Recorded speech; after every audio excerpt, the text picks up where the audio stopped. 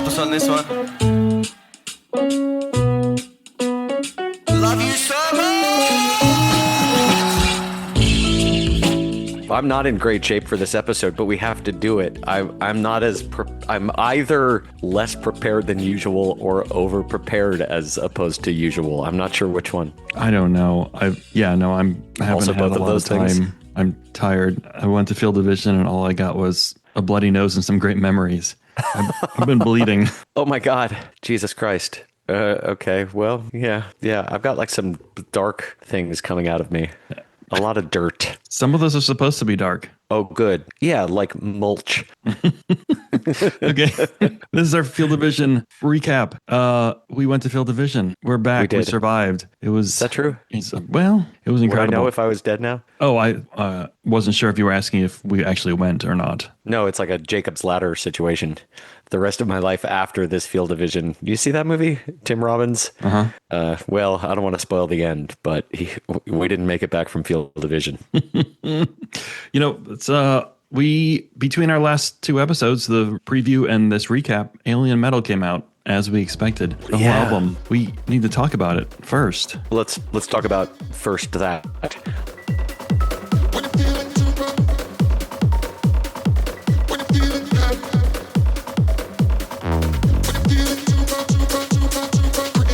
I love this album. I do too. And you know what? My complaint or my criticism of it was that it didn't have King Gizzard personality in it. And maybe some of that was because of the vocals, the vocoder use or whatever. But then I saw it live. And it's perfect. It's a perfect thing for them. There's no way to make that argument about these songs live. No, it's incredible. And it makes me like the album even more because I have experienced these things in insane performances. Yeah, absolutely insane. I guess but we're now getting ahead from the album. I would like to claim myself as the first person on the internet to point out that the album loops. Yes, the full album loops, like from the last track back to the first track, and not just like kinda like Nonagon, but fully perfectly. There's a sound or a note that carries over. It's perfect. Yeah.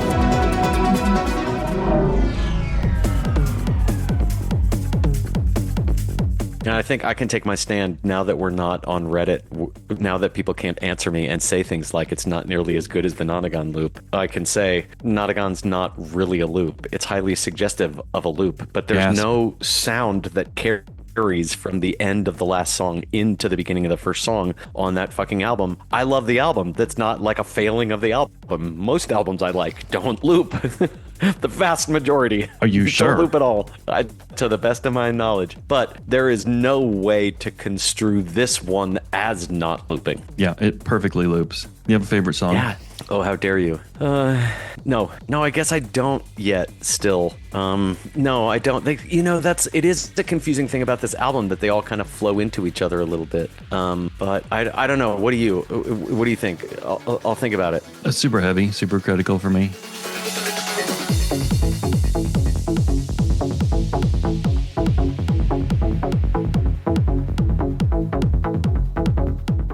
I like it makes me dance the most. I don't know EDM, but I would call this house or hard house because of what sound like samples, which is not. I guess it's stew. Yeah, I like that, and it was really fun to see live. And we got this awesome. Someone posted these theories about what the album's about, and in there was an explanation of UQT, which I didn't know. Which is it's like a temporary placeholder in the periodic table. UQT. It stands for unquadrium. And what's its atomic number? 143. And what is the beats per minute on the whole album? 143. That's crazy. That's awesome that someone figured that out. That's amazing. What's the name of the guy that Joey and Stu did an interview with? On Apple Music? Correct. I don't know, but it was an excellent interview, and I will link it in the show notes. It was 53 minutes, and just really, this guy knew them very well and had a lot of good questions, and it was a really insightful conversation and mature and cool conversation about music. And he's also a music producer of his own. I think his name is Zane Lowe. It's in the LA studio. He has like a podcast or a video podcast or a vlog or whatever the kids now call it. And yeah, it's a brilliant interview by someone who understands what they're doing. Yeah. And they talk about the process of this album and did they promise or just strongly suggest that they will release the track that created this album? So they created a track one night. The band had been messing around, throwing around shit and throwing away shit. And then everyone went home. Stu and Joey are still there late into the night. And they have produced this track, 45 minutes or something of just fucking around. And they thought, okay, there's something special here. Let's use this as a template to start to create. We'll split it up into 10 sections. And then they did. They split it into 9 sections. And then they threw the 9th one away. They threw one away. And then the 8 sections left became this album. Is the 9th one the one that's on that sampler vinyl that was available at Field of Vision? Fuck you. Wasn't I standing next to you when you would have discovered something like that? No, I read about it first and I didn't tell you. So that explains it. Fuck you. Man, damn it. No. Nanoseconds, pictoseconds, in that case, like no, that. It wasn't. I don't know. But Stu said he would release the whole thing at some point. That seems reasonable. Yes. I'd love to hear it. Do we think this is how album releases are going to happen from now on, at or before Field of Vision every summer? That would be fine. I don't know. This was an abnormal release. We didn't get pre-orders. So I don't know, which I think is a weird call. I mean, my guess is they would sell more albums if they had pre-orders. I would have pre-ordered it, and then I wouldn't have had to carry around that fucking vinyl to our friend's camper and then back several times and forget about it at Field of Vision. Yeah, worth it though. It looks cool. Very cool vinyl. Yes, yeah, it looks cool. Let's talk about still Field of haven't Vision played then. it at home yet. Did that happen as well? Oh yeah, Field of Vision. And yes, we're going to get to the New York shows in another episode, but not this one. Right. Yeah. Though I think it's okay to say that to some extent we have a paucity of information. Still, there is some fan video, but the first night, which wasn't quite rained out, we don't have like a good quality video of yet. So it's all the more reason we can be forgiven for slowing our roll on releasing a full show covering the New York but we run do of still have 4 shows. A festival to talk about that had 9 hours of music and 65 or 62 songs and 7 It had so much debuts. more than 9 hours of music, but it had 9 hours of fucking King Gizzard and the Lizard Wizard, depending on how you slice it. Maybe it had so many more hours of King Giz than that if you count extraneous Giz projects. No, that's true. That's a good point. Oh boy, where to begin? This took place once again at Meadow start Creek. from the end of night 3. Yeah, let's. Meadow Creek in Buena Vista, BV, Colorado, 8,000 feet, beautiful venue. Everything was gorgeous. Yeah. Same number-ish of people. This sold out faster than the previous year, 10,000 attendees. And just do yourselves a fucking favor, people. Buy tickets when the tickets go on sale.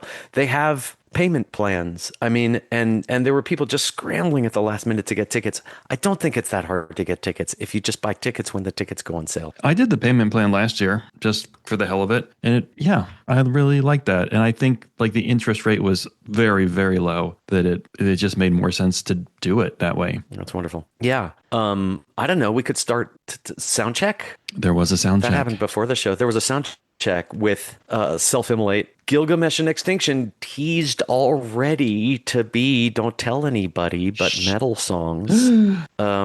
Ataraxia, the book, Am I in Heaven, Robot Stop, Big Fizz Wasp, and a little song called Level 5. And this year, they played all of the things that they soundchecked. They did. They even kind of played one thing that they soundchecked the previous year. Kinda. Oh, shit. What was that? Presumptuous. Oh, yeah, kinda. Yeah, It's not on the set list, but it did happen. Yeah. I would submit that it sort of happened. Now, we didn't make it in time to see Stu. Stu really opened the festival with his set at, 12:30 p.m.? Yeah. At the castle. The castle was a secondary stage, which had a it almost was like a Disneyland medieval set around it. It was incredible. Wonderful work. What did you think of the castle? Thought the castle was cool.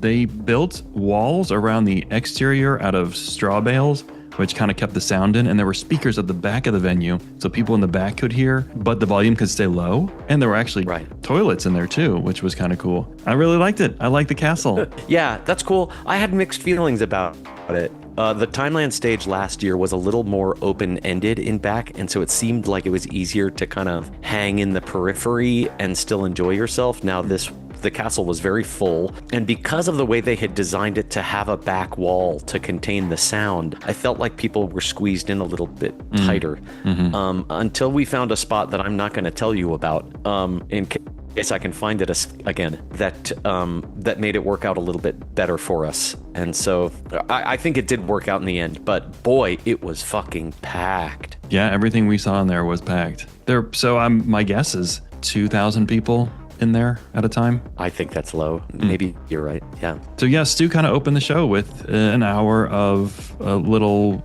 suitcase Nathan. Yep. Right. Yeah, it's a dirty Nathan.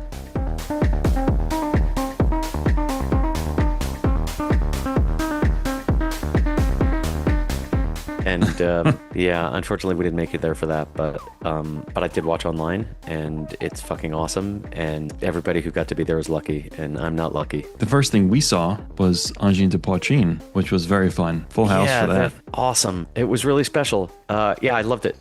They're delightful. They work the crowd well and have a good time. They're fucking strange. And yeah, I think live up to exactly their hype. They can do it live. I mean, we've seen them do it live. The KEXP video that made them so famous seems to have been conducted live, and they seem to have the chops to do this incredible layering and looping on the spot, and it's fun as hell. And the band, the crowd had a great time kicking around inflatable dice, both black and white. And I think a good time was had by all.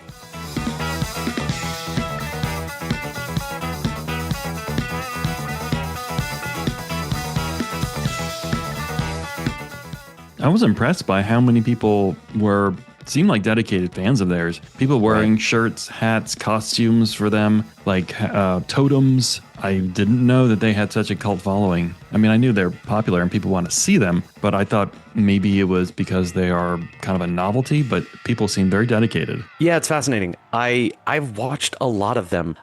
I know I've admitted that I have this nasty habit of watching YouTube reaction videos, which I'm not proud of, but since none of you know my true identity, I think it's okay for me to say. And that's it's a genre of reaction video that I like to watch, is people shocked over Angine de Poitrine, Poutine. And so I've watched them so many times because I love watching people see them think, say, oh, that's fucking stupid. What is the matter with the internet? And then starting to hear them play and having to reluctantly yield that they are fucking badass musicians. Oh, yeah. God, there's no doubt. Yeah, people being like, weird. Wait, what? No, you can't do that. Oh my God. Yes. Yeah, right. Exactly. I love it. So good. They weren't supposed to be right in front of Giz. Die Spitz was, but they had to cancel because of a shoulder injury. And so the next bit of music we saw was the beautiful Giz. Yes, it was. Let's have a great time. Look after each other. And be grateful that we can do this here with each other. And they opened with metal. And they opened with Self-Immolate, which is the first song that I ever saw them play live. And so it was nice for me, a little homecoming, to have my first opener was also Self-Immolate. Bless their metallic hearts. It was a fierce opening. Hit fucking hard. Yes, it did. It was. Sort of abbreviated drum solo, but Stu and Joey playing along with the drum solo, which they don't always do. Sounded fucking cool, which it always does. I don't know why I seemed confident that they were going to open with metal, but they really did. I wasn't confident that they were going to play the next song next. The next song was the metal debut of Extinction. Yeah.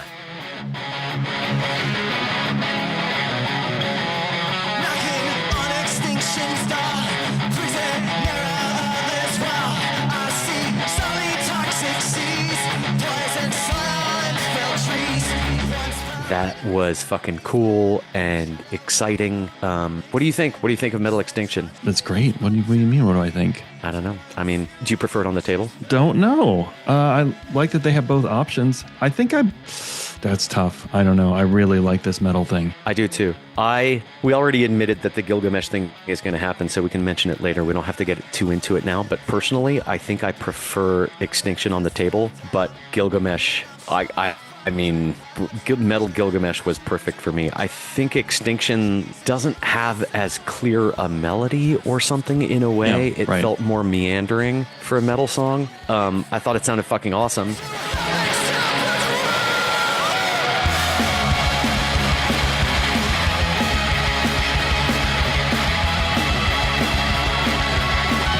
And it's cool because we went into this show with a little bit of a concern that they had gone through too much of their metal material. Yeah. And I think Stu must have been sensitive to that. Yeah. That like they need to play a certain amount of metal. What are we going to do? We played already most of our metal shit. We have almost nothing left from either of our metal albums. What are we going to do? Well, let's bring over some of these songs that are otherwise alien to metal. Alien to metal. As it were. Yeah, this was great. And was it right after this or the next song that someone, Joey Ambrose, said, we're going to try not to do any repeats? And Stu said, I think we just did.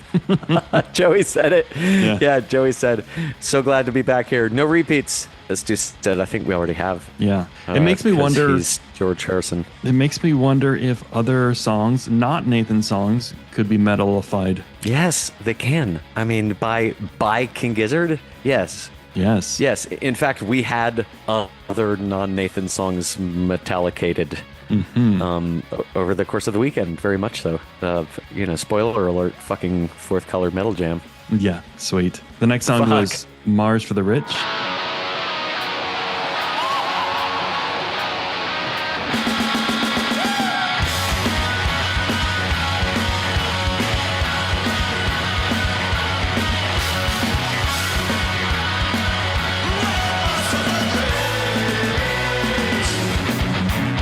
Hey, they left that one, at least, because it had been eaten up by the previous tour of orchestra songs. And so that one was at least one of the few totally available from Rat's Nest. And that was Mars for the Rich was followed by Predator X, which maybe How we could had we forgotten. forget? Totally Yes. forgot. Totally. Right. I'm like, oh my God, they're out of metal songs. Why? Totally. The second they started playing it, I realized that I forgot that Predator X is a song. The best Predators sneak up on you, don't they? Yes, that's why they're called X. And then they were done with metal for a while and I should say. went into Am I in Heaven, which was incredible. That was so good. Yeah. I get ideas in my brain about the end of the world that I won't even see.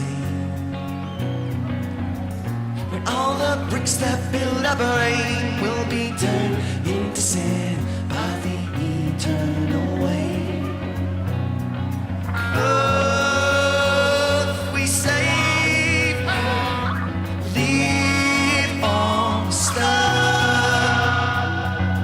Mother Nature made everybody else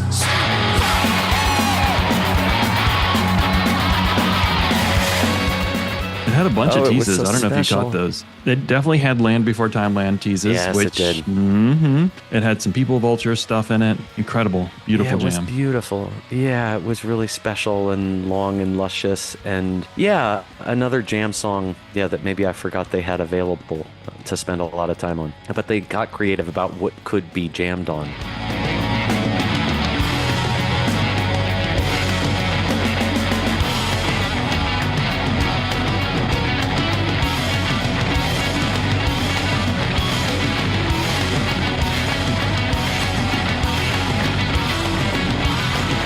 How often do they play Stressin'? I feel like I don't hear that very often, but that came next. And Stu talked a little bit about the recording history of Stressin', that an early iteration of it had been lost along with the original Murlocs album. Amby said that's okay, it needed to be redone. It was shit anyway. He said they redid it and it was still shit.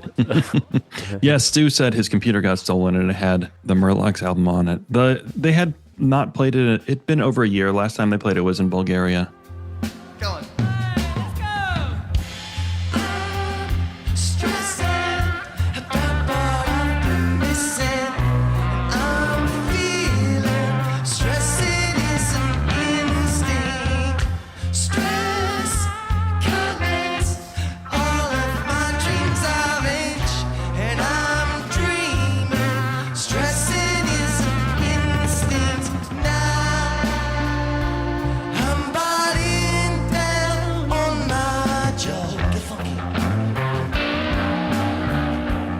I think what Stu said, Stressen's about having a really nice day. And I don't know if I can trust him.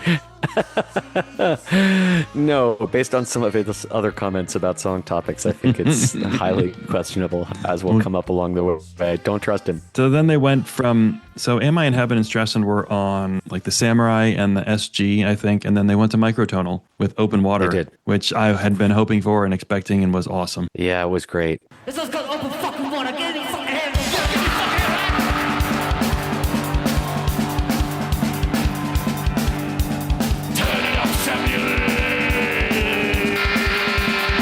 This song's about water.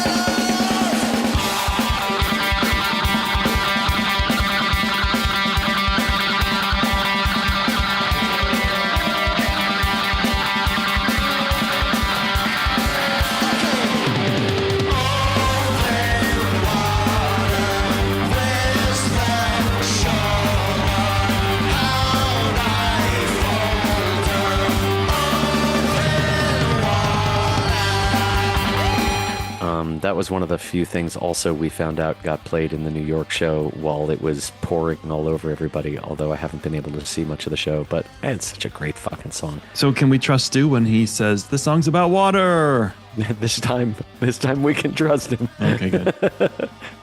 Yep. Ataraxia, it's been 76 shows since Ataraxia was last performed. That's kind of surprising to me. Ataraxia means happiness. It is. Yeah. 2024. How do these dates work? Are these American dates? This is 9/6 or this is 6/9? What are you looking at? Well, look at the one above it. There isn't. Oh, It's no. 9/6, September 9th, September 6th. I think that sounds right. Yeah, they hadn't played Yes, it since Omaha, Right. 24. I didn't even Yeah, know there was just an so. Omaha show. Jesus. In I 24. didn't even know there was a city called Omaha as late as 24. Ataraxia was followed by what we weren't sure at the beginning of the song was Honey or Sleep Drifter. We kept going back and forth. Turns out it was Honey into Sleep Drifter. Of course. A great That'll combo. show you.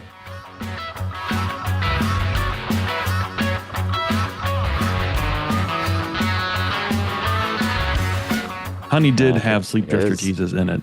It did, right? So that's on them. And then Nathan. a lot of people had a lot of. I heard almost uniformly. Many people tell me that they were so longing to hear Magma that they were frustrated when it started as an electronic arrangement on Nathan and were unable to maintain their frustration because it fucking kicked ass. I didn't tell you that, but I think I had a similar feeling, which when I realized they were playing Magma, I was on Nathan, I was like, oh. And then like within 5 seconds, I was like, oh, fuck yes. This is so Yeah. good. Yeah, And that's the Giz thing. They take you on they take you on an adventure. They don't always give you what you want, but they give you what you need. Right.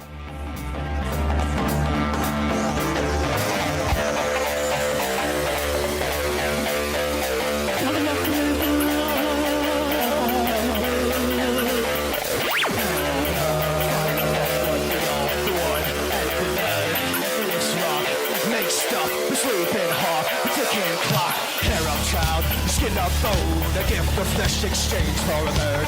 I'm a go, I drown the earth, tectonic romance, infinity earth, magma, essence oozing, a molten rock oozing, fluorescence, melting all within its presence, forever creeping luminescence, destroying. Spoiler alert, I'm sorry to say they did not play Dragon on Nathan this weekend. Oh, Jesus. You're going to get canceled, sir.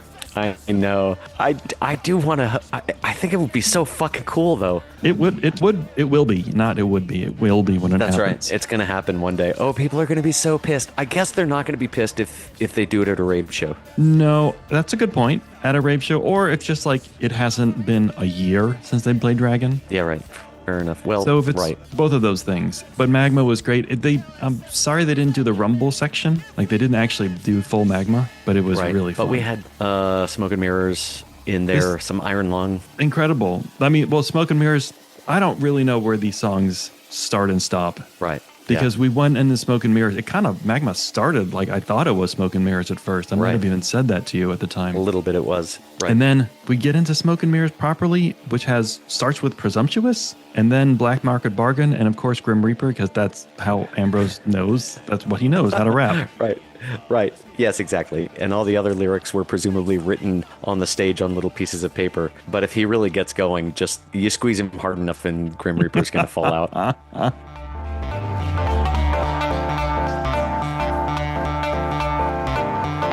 So presumptuous, with tongue in cheek. So presumptuous, with little me. So presumptuous, falling at your feet. So presumptuous, don't agree with the negativity. Eggshells in my sister soul, kindred spirits that are cutthroat. Where we flip is on the toe, alongside and build with you. Yeah, he's just full of those raps. I really like the Presumptuous part. He, when he says they're a little meek or something meek or a little meek, he drops down, he slut drops. I really enjoyed that. Oh my God, we didn't talk about the mask. Oh, Jesus. Oh my God, it's an emergency. Yes. Ambrose came out at the beginning of night one, and for most of night one wore this creepy ass rubber mask, and we were all shocked that he could not only sing and breathe through it, but drink through it as well. Right, a can of beer. Very impressive. We got some cackling from him like a Batman villain. He was creepy as fuck. Yeah, he really was. Yeah, there's a cute YouTube video. King Gizzard has a message for Batman that's worth finding on the internet, which is just Christian Bale and Morgan Freeman. No, maybe, sorry, Alfred, what's his name? Michael Caine. Standing together watching a video message of Ambi singing in his mask. Yeah, that's wonderful. Yeah, it's quite good. Yeah. Wow. Smoke and Mirrors, I was hoping they were going to play this, and they played it and more. It was awesome. Speaking of important discoveries about the heart of Ambrose Kenny Smith, turns out he is the singer on fucking Level 5, which no one anticipated.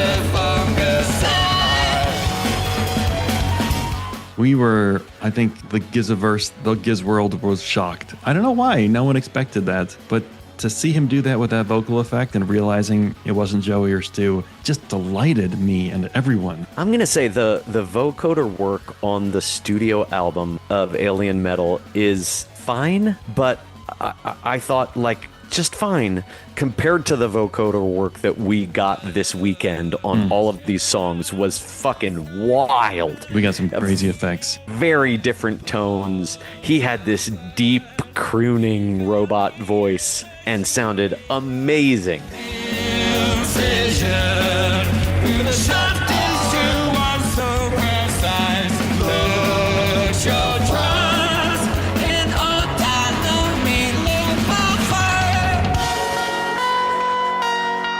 Yeah, some scary shit too. Stu yes. did some weird, almost like what he does with the space flute, but with his voice. Like, this isn't right. Yes. You shouldn't do this. Yeah, there were some points. I think it comes up, especially night 2. There was a point where you turned to me and you were like, "I don't like this." No. Yeah, I don't like this. It might have been during Muddy Water. And I was like, I love that you don't like this because I love this so much. He was just like, that was it. It was so fucking good.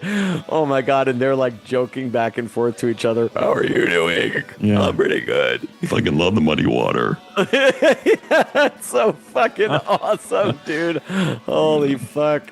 Oh, I loved it. So we had Level 5. That's a debut. First debut of the weekend. Didn't release that day, followed by the second debut of the weekend, Rapid Alpha Decay. And then something that you had asked that Andy be allowed to do for quite some time.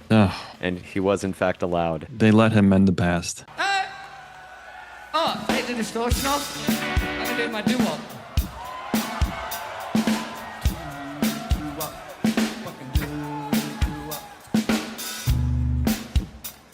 mom still here? No, she's gone home to bed. Everyone go to yoga tomorrow. Ambrose's mother teaches yoga tomorrow. My mother-in-law as well. Talk about my mom and her family. Ambrose's mom is my mother-in-law. Yeah. Oh shit.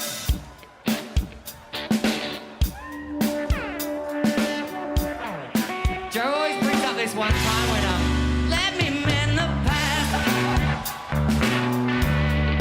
Let me see behind your past. You finally go around, stares at the ground, acts if you're not there. They Great. let him mend it. As soon as I saw Stu go towards the keyboards, I was like, this is it. It's happening. Yeah. Stu Stu got up said- there and says, hey, my name is Ambrose. And it's my birthday? No, that was later. Oh, no, that was before. That was before. Right. Stu said it's Ambi's 21st birthday. And Ambi said, can't wait to get drunk. Yeah, I think Stu said, I can't wait to see you drunk. Yeah, and Stu said, oh, that's sick. I can't wait to see you drunk. Oh, wait. Oh, wait, says Ambi. Yeah, he mended the fuck out. Meant the past, he mented it. He Murnt. mended the fuck out of the past. He murdered the past-verse. He did say that this is about his, he asked if his mom was still there, and he said, oh, she probably went to sleep. This is about her family, which we know is, yeah, this is about his mom and sisters fighting. And then we got another debut, which I Enough was debuts not, for you? No. I was not expecting this. This is one people had been asking for years now, The Land Before Time Land. At least, right. Too many lands in the yes. The land that landed time land before land was time landed. This was cool. Finally. Yes.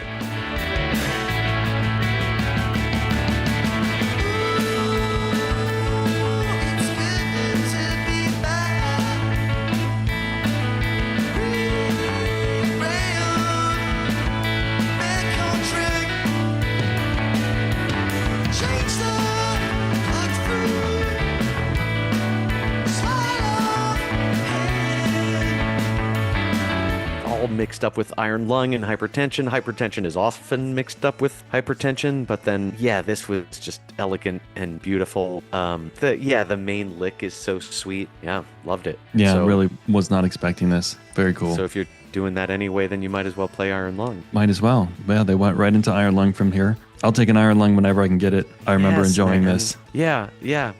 With some saxophone. Saxophone. Saxophone. Yeah. We got a lot of like meandering interstitial music that you couldn't tell where it was going to go until, for example, Jason Galea put the Nonagon Infinity sign, and I have Nonagon Affinity. I certainly do. Yeah, that's what they call it. Yeah, this was started with Robot Stop, and we knew from the soundtrack that they were likely to play this into Big Fig Boss, and that is how it was on the printed set list, but that's not what happened here.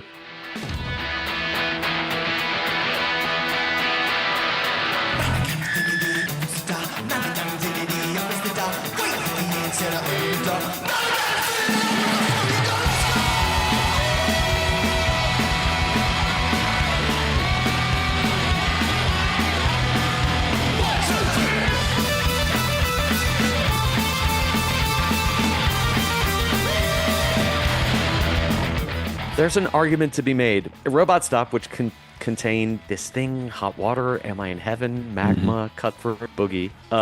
Cutthroat Boogie teases into a sudden Cutthroat Boogie. Yeah. That maybe no one knew was going to happen until it really happened.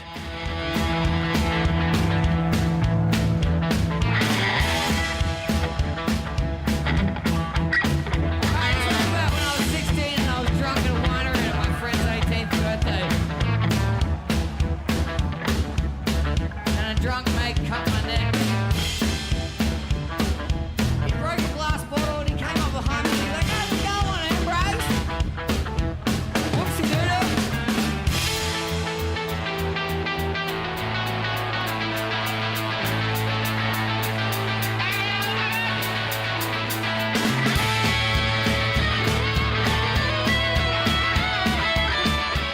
No, I think that's what it was. Either because Cutthroat Boogie was supposed to be after Big Fig Wasp on the set list, and either someone got confused or someone was like, hey, I'm teasing it anyway, let's just go for it. And it was awesome. Yes, dude. It God. was fucking great.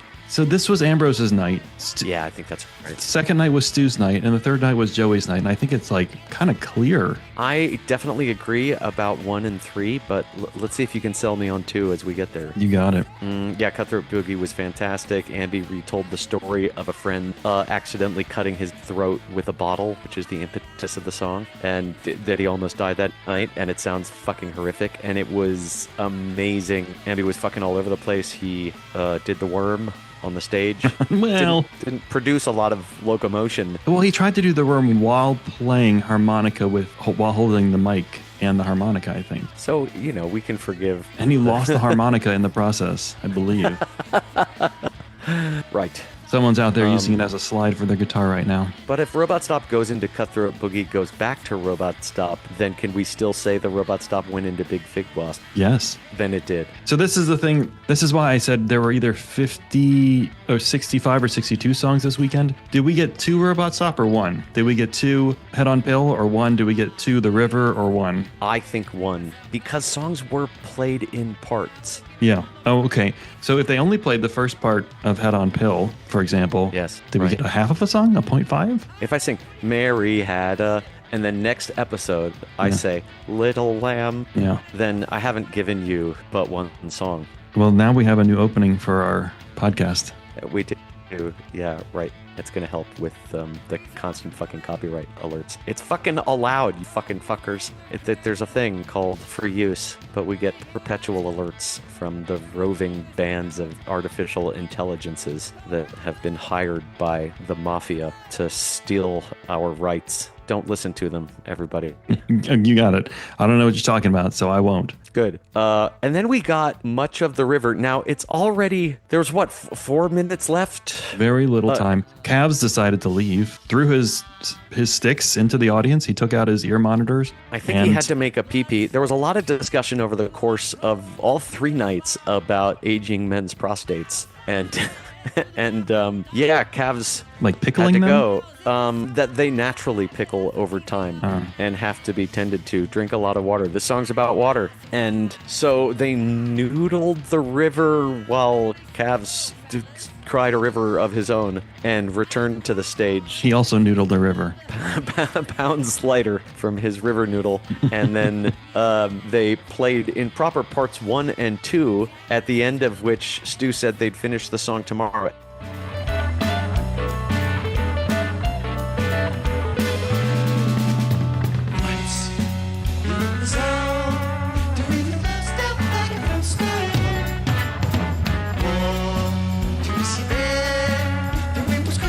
Have they ever done this before? With a single song? I don't know. I don't even know how you would write that in a set list to check that kind of thing. No, I don't either. Like I can't get the data on that. To my knowledge, it has not been done, and this happened twice over the weekend. Yeah, right. And There's no like time, and the river was not on the set list. So deciding with 4 minutes till 11 o'clock, knowing that King Giz stops on time, deciding of all the songs we might as well start playing, to play the river was a choice. Well, my guess it was supposed to be the opener for night 2, and they were like, well, let's just start it now. We got some time. Fair enough. It was cool. What happened? Super weird. Yeah, it was fucking cool. It was super weird. Yeah, super weird, super critical. And then what happened after the show? There were shows after the show. What happened? Then there were shows back at the Blood Incantation. Blood Incantation played their ambient set at the castle. Was at the castle. So we got to figure out. We got to. I don't know. 5-hour-long sound check. I don't know. Yeah, that was not pleasant. Yeah, Blood Incantation was on stage at the castle. At their starting time, they were still doing these sound checks. What was painful about it is that we thought they were starting every time, and they weren't. Then also what was painful about it that we need to figure out is I was fucking exhausted. And like most of the weekend, I was destroyed. And I don't know. It's a question of did I do enough or not enough? Too much or not enough? What was it? I think both things happened. Yeah. Yeah, I mean, it's got to be among the not enoughs was sleep, and yeah, I don't know. It's hard to fix that. It's hard to get. This is something about this kind of a festival when there are too many cool things. Yeah. It's really a test of endurance, and you really have to contemplate how you're going to make yourself run that long. It really makes me contemplate if this is how they should do it. Now, I don't want to talk about other controversial bands, but I'm gonna. So the band Fish In all the festivals that they've done, they don't have side acts. They don't have other bands play. They just encourage people to build community and rest all day. And I kind of like that. I'd love seeing Angine de Poitrine, and I love seeing Blood Incantation and all these bands. But is it that best thing for everyone? I don't know. Yeah, fair enough. I mean, we didn't live there, and that's on us. But I met up with a friend today here in Gary, Indiana, where I live, and he lived there and didn't make it even for some of the late night sets that you and I did survive. No, I don't think it was about. I think it probably would have been worse camping. I don't think it had anything to do with our 1 mile commute. I think it's just 8,000 feet is a lot. It's super dry, and people feel the need to pack it in. And I kind of wish that didn't exist. And we're even older this year than. I don't think that's true. Is that true? Let me check the math. So we went to bed. It seemed cool, and we got to see the next day. We got to see Blood Incantation, which is probably the next thing that we should talk about anyway. But we didn't get set, which seemed really fucking cool, and people really loved it. And I couldn't do it. We were listening. They had this interminable sound check, and then eventually we sat down. I couldn't even stand up anymore. Down, and then we were starting to lie down, and then it was like I was like, "This is really good music to go to sleep," and I'm really gonna enjoy falling asleep to this song, but I'm not gonna enjoy waking up in a field full of people.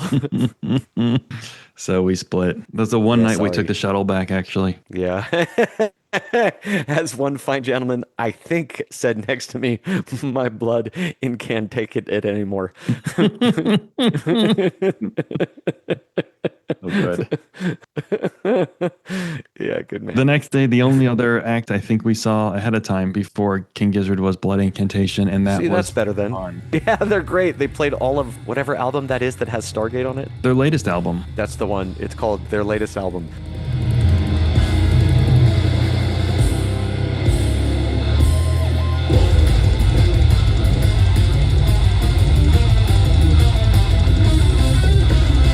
Two songs, By Blood 45 Ink minutes, Take It. 50 minutes over 2 songs. Incredible, Totally. incredible work. It's Yeah. not, a lot of it is not my music, but I really enjoyed it. Incredibly complicated songs, prog metal, like Pink Floyd-y stuff. Beautiful. It's upsetting almost to watch how much finger movement there is. Yeah, it looks really hard to play those songs. Yes. And I Yeah. really enjoyed, I don't know if they're doing a bit, man, but like they're doing if they are, they're doing a great job. The lead singer did not David smile. Crosby of death metal. David Crosby of death metal did not smile once. The other guitarist, the lead guitarist did, I guess. Did he? It was like a demented, angry smile. He seemed like he was having fun, but the other guy was great at holding the line. Field of vision! Yeah, right. Deadpan Skullet. The Skullets, yeah. They have a couple of Skullets in that band, 2, 3 Yes, maybe? they do. Yeah, right. Very impressive. They were fantastic. Is that a bit also? I don't know, but I really enjoyed them. Also, don't know. And then King Gizzard. Oh, I've heard of them. Did they play also that night? I think people maybe didn't believe that they were going to start with the river again. There was a surprising amount of argument over predictions of what they would open with, even though Stu said what they were going to open with. And in fact, they did open with The River Part 3 after having played 1 and 2 the previous night.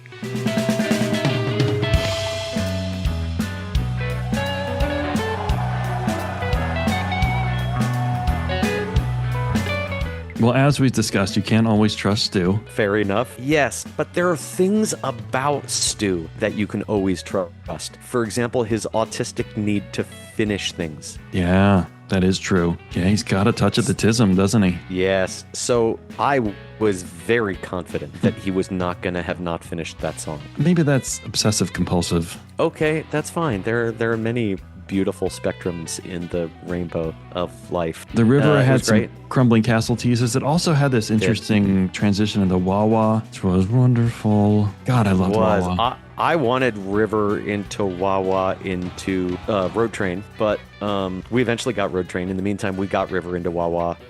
And River Wawa quoting each other, which is kind of canonical.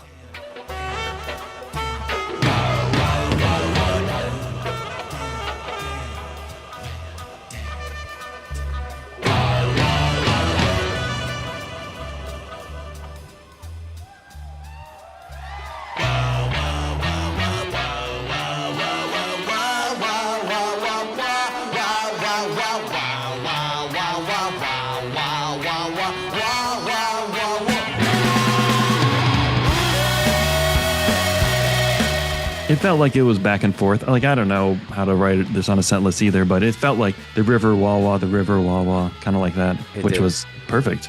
Exactly how I want it. Yeah, that's what I also But you're right.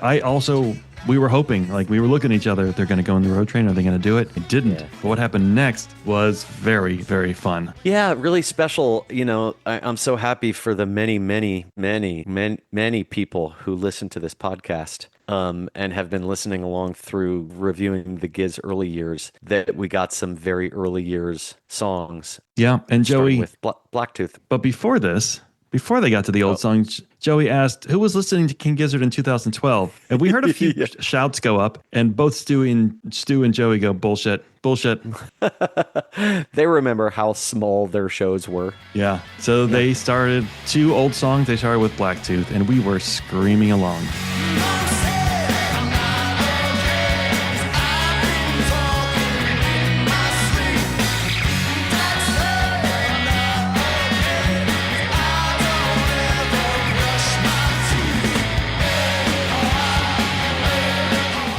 Yes, dude. Yeah. Which is confusing. We had to piece it together because the lyrics of Blacktooth really sound like they could be the lyrics of a song called Deadbeat, but they're not. And they're just 2 fucking great songs, and great songs to just like get the blood going. And even though it's been 64 show gap for Blacktooth, 239 for Deadbeat, they're like simple songs to play for a band that plays outlandishly complicated music. Yeah. And so, yeah, it was great to get the blood pumping. I loved these 2 fucking songs. Yeah, they're a bit of a palate cleanser. And Deadbeat was the biggest bust out of the weekend. Yeah, right. Yeah. It just sounds like such fucking great. I don't know. It's got it's got that early 2000s power pop vibe that just fucking hits. Then they chilled things out with Dirt. It's a sweet little... Right, which was a last-minute decision. Stu said, are we chilling or are we booking? We're chilling? Let's chill. Chill.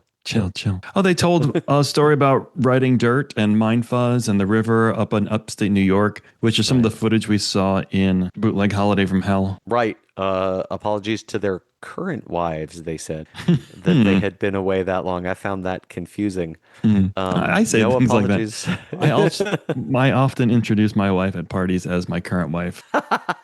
We do that kind of thing. Yeah. I like at the end of Dirt, Joey turns around and looks one of at a short list of women I could imagine finding that charming. She does. That's why I married her for this time at least. That's right.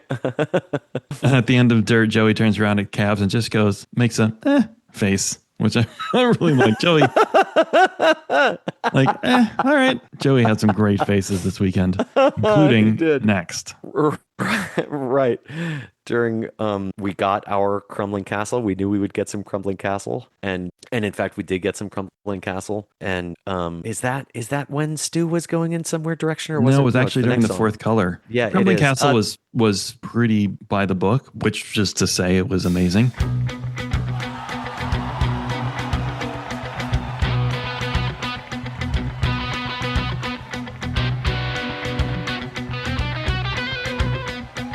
It had maybe some wah-wah teases in it, but then Fourth Color, things got really interesting. Things kind of went quiet, and there was just Stu playing guitar like kind of chunka, and Joey Joey looks like he's about to start playing himself, and he looks at Stu and he says something like, "What are we doing here?" Or what time signature? Or what's happening?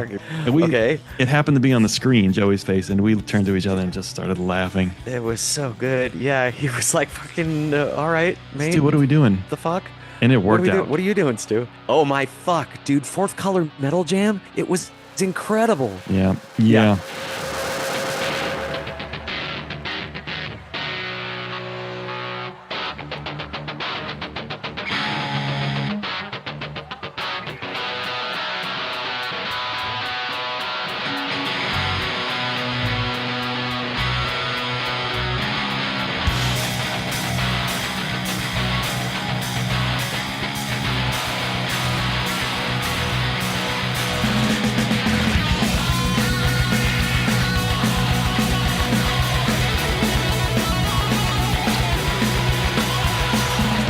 I dream love came this. true this night. That was I don't think they ever did that. We've gotten Iron Lung up in the fourth color, mixed with the fourth color before, but just like playing more fourth color melodies, but harder. I think it's worth giving honorable mention to the Pit Wizard during the Crumbling Castle. Yeah, watch There's that video.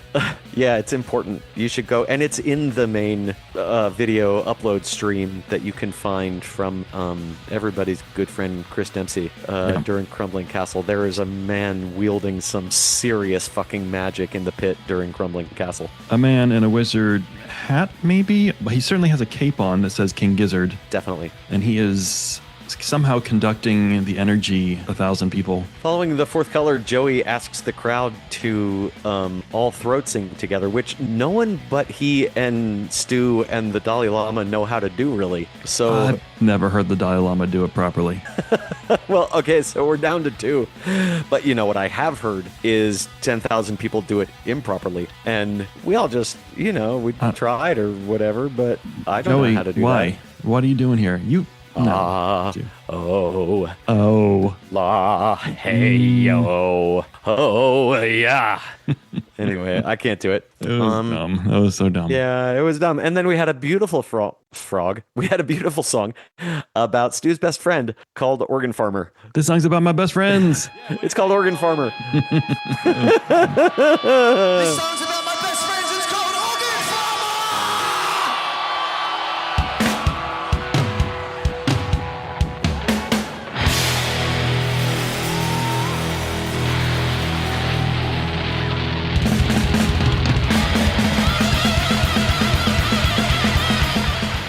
We did not forget about this one. This one we were expecting. Yes. The thrashiest King Gizzard song. Can I just say that full stop? Thrashiest. Maybe, yeah. It's Yeah. on a very nasty album. It's the thrashiest song on the thrashiest album. Yeah. Thrash Farm. Thrash Farmer. And then we got our road train, but in C sharp. Right. On C sharp guitars, it says on KGLW.net, that's not a kind of guitar. That just means the guitars are tuned to C sharp? What does I that thought this mean was a to drop you? D tuning played in C sharp, Okay. which is a new thing for road train. I don't think this has happened before. No. I'm good. Fucking great. And then more metal. This one with Jay Weinberg on drums, and this is probably the fastest hell I've ever heard.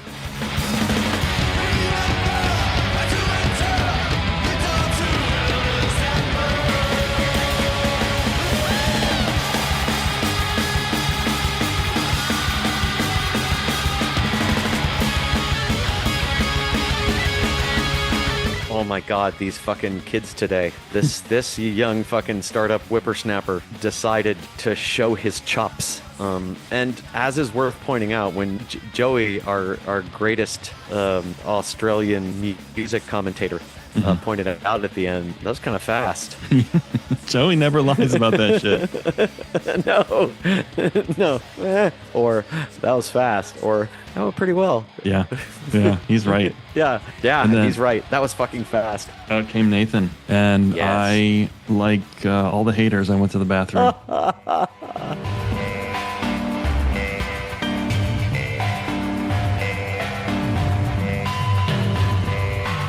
Yeah, you did go to the bathroom. It's a problem. It's a problem. 3-hour sets at 8,000 feet, dude. This is serious stuff. It's become a problem for the band, apparently, or at least you and Cavs have to work something out. We have similar hair. Yeah, right.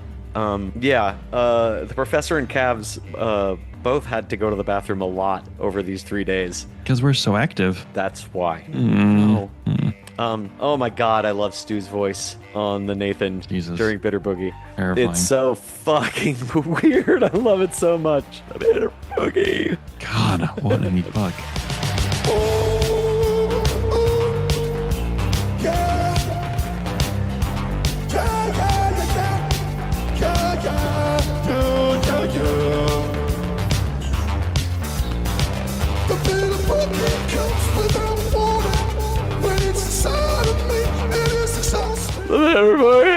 I can't do it.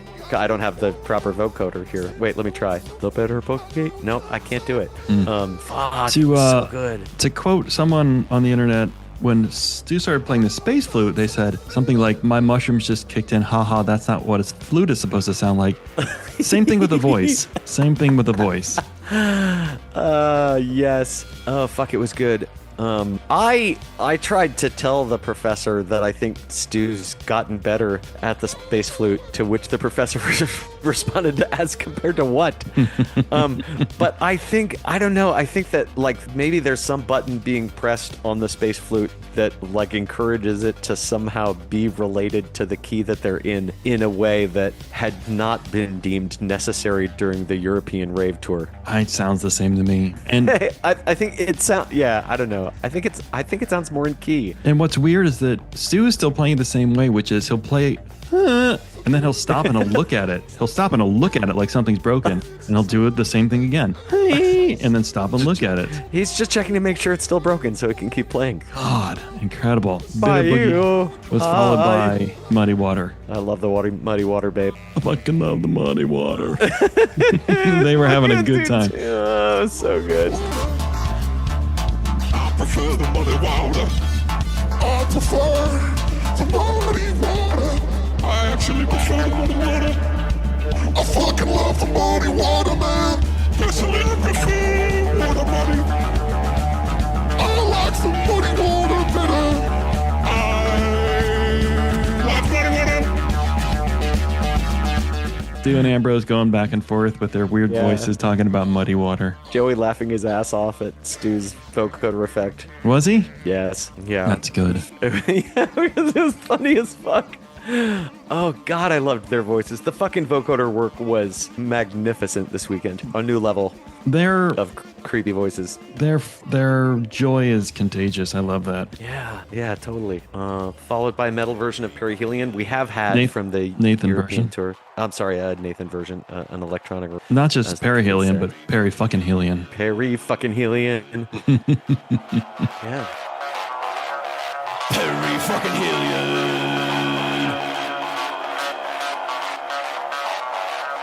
Perry fucking Helion.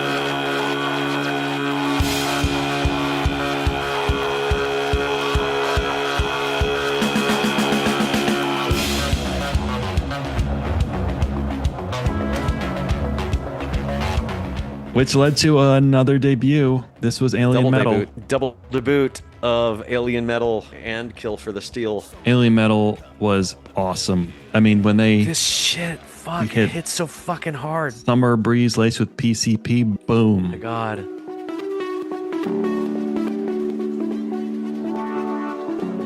Fall asleep under the stars. Summer breeze laced with PCP.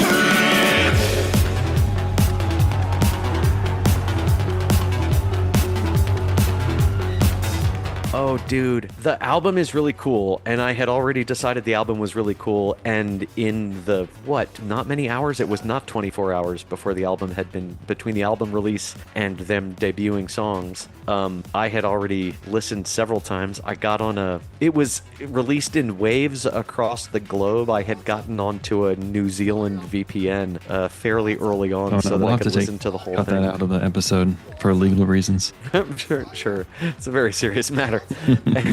And holy fuck. But it all sounds amazing on Nathan. This shit live is incredible. And I noticed night one, and I hadn't mentioned it yet, but really when they busted out Nathan night one, you just saw that this is like where their heads had been, that this is just like obviously the instrument that they've been obsessing over mastering in particular lately. And this shit sounds incredible. Yeah, Kill for the Steel was after Alien Metal. We don't wish you any ill will, but we will kill for the steel. Can UKT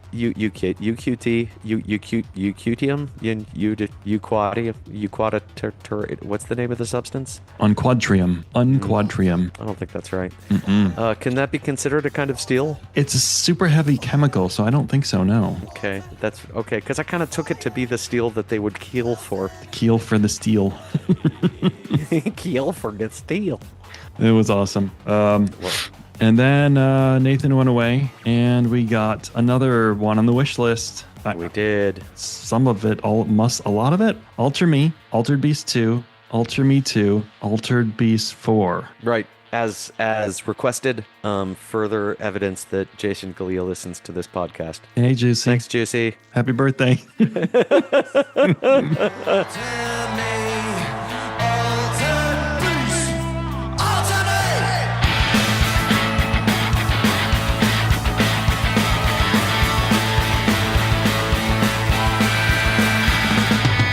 Altered beast, alternate. Altered beast, alternate.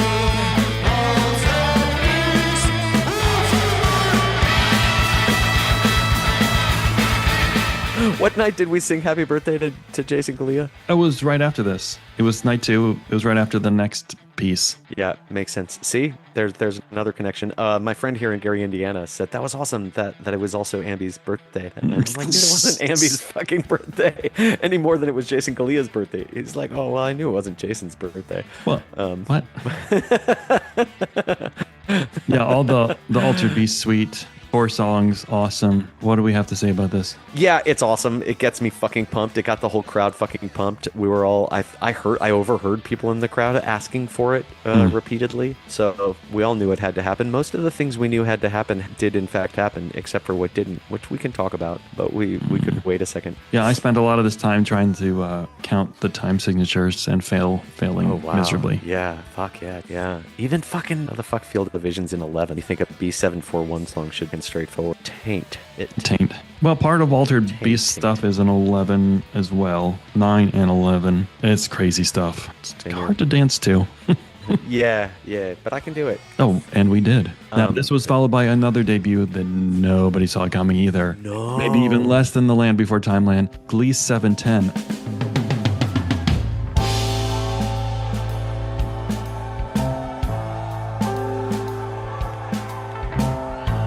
We're gonna get a bit freaky here, okay?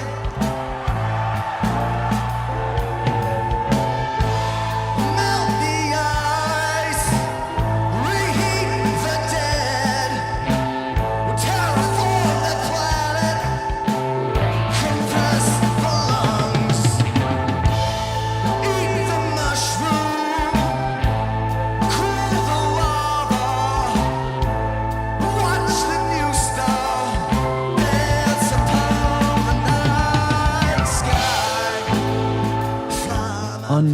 What the fuck, dude? Dude, that was awesome. That was really fucking special.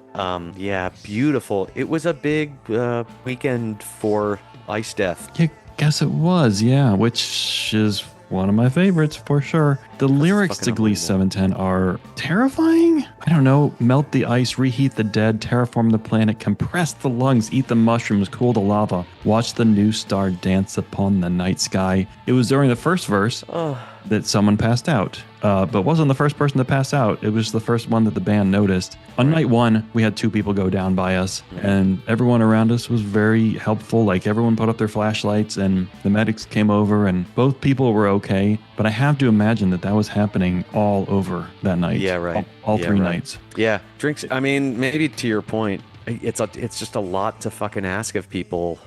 Altitude. I don't know, 2 things maybe worth mentioning here. I don't know, maybe 3. Other venue issues.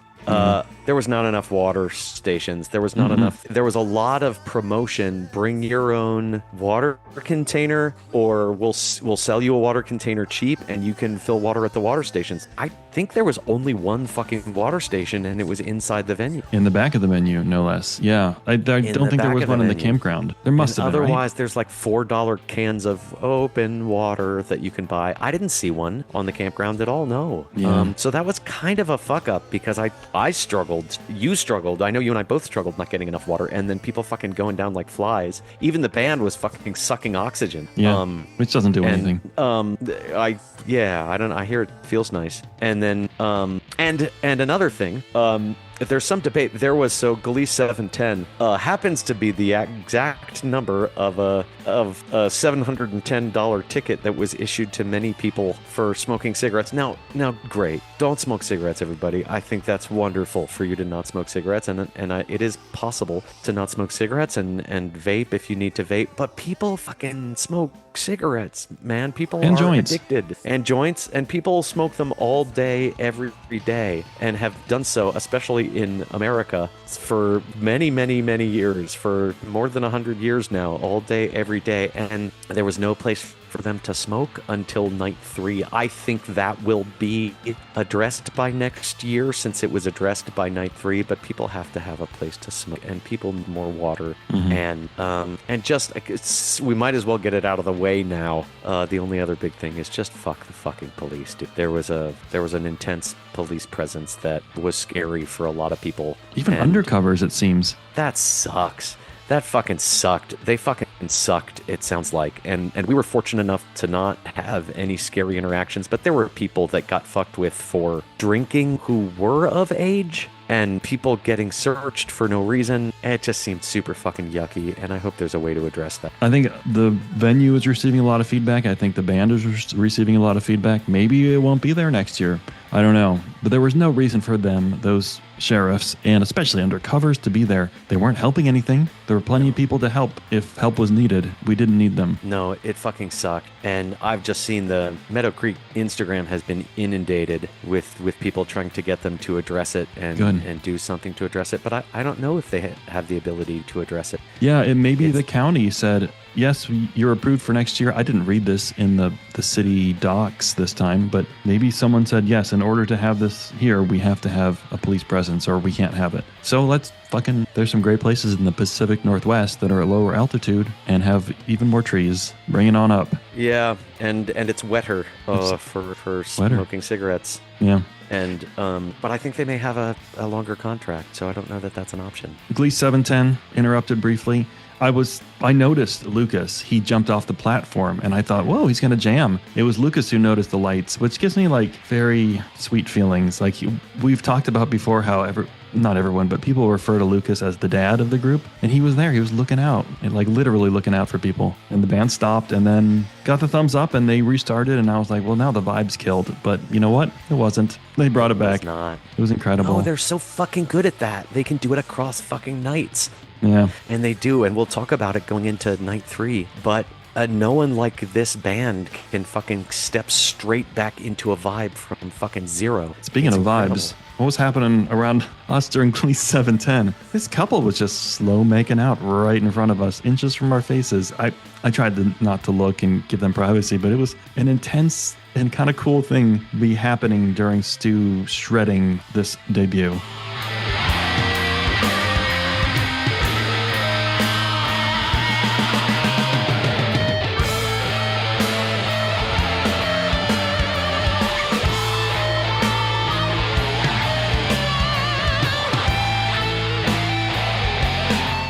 I think I may be carrying her child. She seemed like a nice lady. Yeah, she seemed cool. And then God we bless sang him. happy birthday to Jason Galea, it was not his birthday, but the band loves to embarrass him because he seems so shy. Yeah. That beautiful little boy there. He's the man who does the stuff that looks cool. Everyone give it up for Jason Galea. He hates this so much. Look, he's hiding. It's his birthday today! Happy birthday to you! Happy birthday to you. Happy birthday, Jason Galea. Happy birthday to you. And so I say. He was there a lot.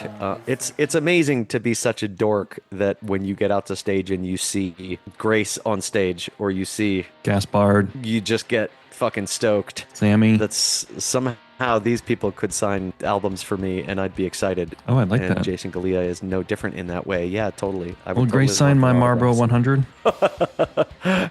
Fuck yes, dude. I know where to get one of those. Yeah. Glee it's not me, 710 was everybody. followed by a trapdoor to remember.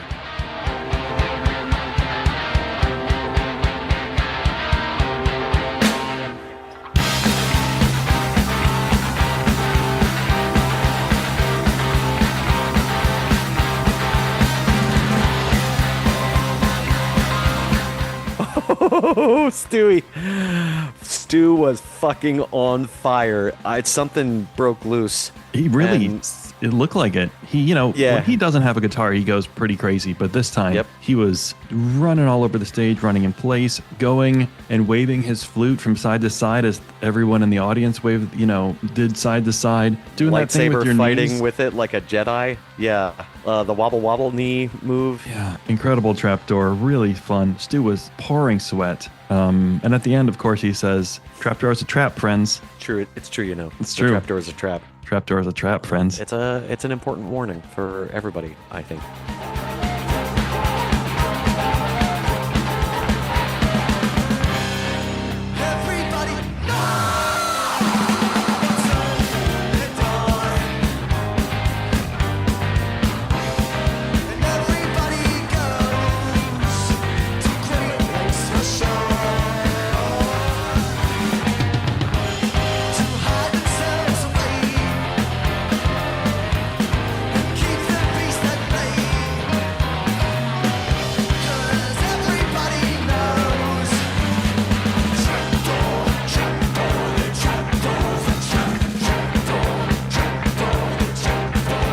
We start hearing the first few notes of hypertension. I got a dude next to me who's told me, "Hi, Fernando," who came in blind, and he's like, "Oh my God, why is everybody freaking out?" I'm like, "Dude, it's hypertension." He's like, "Cool. What the fuck is that?" I'm like, "It's interminable, incredible fucking jam song. Strap yourself in, my man." And it was not disappointing. He was like, "Okay, how am I gonna remember? Okay, I'm gonna try to remember the name of the song." I said, "Don't worry. They're gonna say it 17 times before the end." For example, bro, the last song was called Trapdoor. You got it? He's like, "Right, I got it." I like that. This guy had never seen Gibbs before. I guess didn't know any of their songs, and you were kind of his concert doula. Yeah, right. And he got squeezed out into the fucking stratosphere on this hypertension. It was so fucking good. And this was one of our main wish list songs that we mentioned in our preview episode that we both desperately wanted. And not only did we get it, but we got a ferocious fucking hypertension. This was a huge highlight of the weekend for me. Yeah. This shit fucking ripped. Yeah.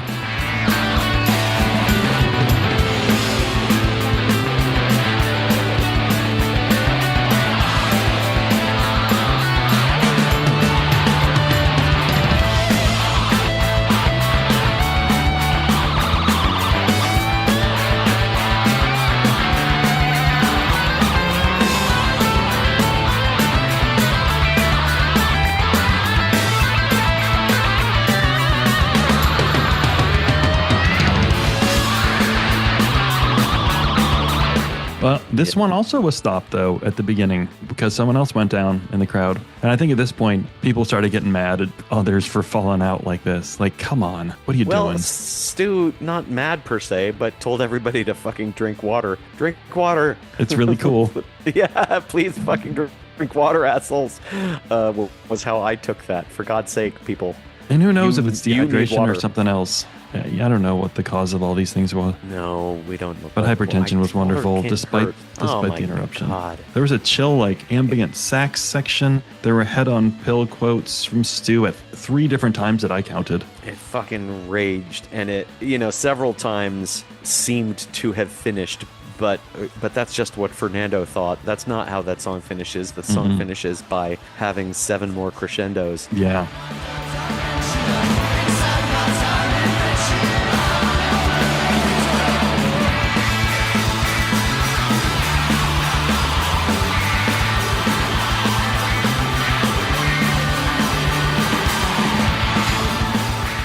At the end, he said, "Man, I will always remember this song. I will always remember tonight. I'll always remember you.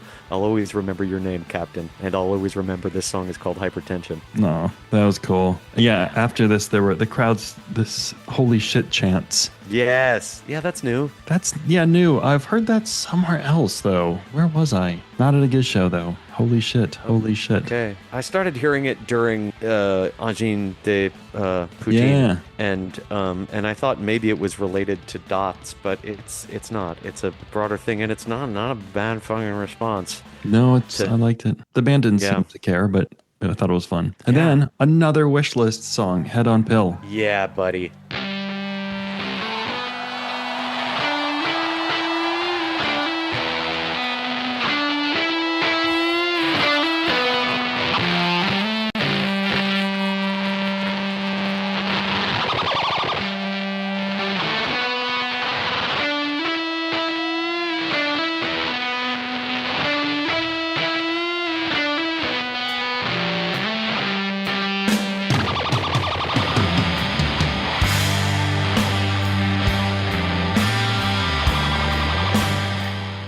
on the printed set list, it's too late to start Head on Pill.